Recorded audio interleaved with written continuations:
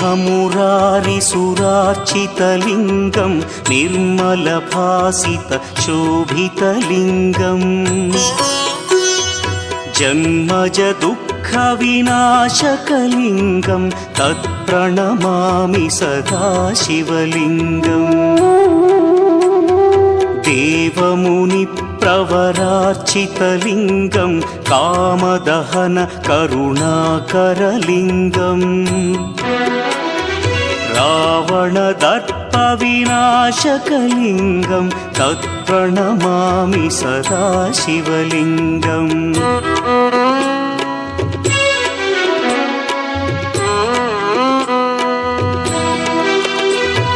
सर्वसुगन्धसुलेपितलिङ्गं बुद्धिविवर्धनकारणलिङ्गं सिद्धसुरासुरवन्दितलिङ्गम्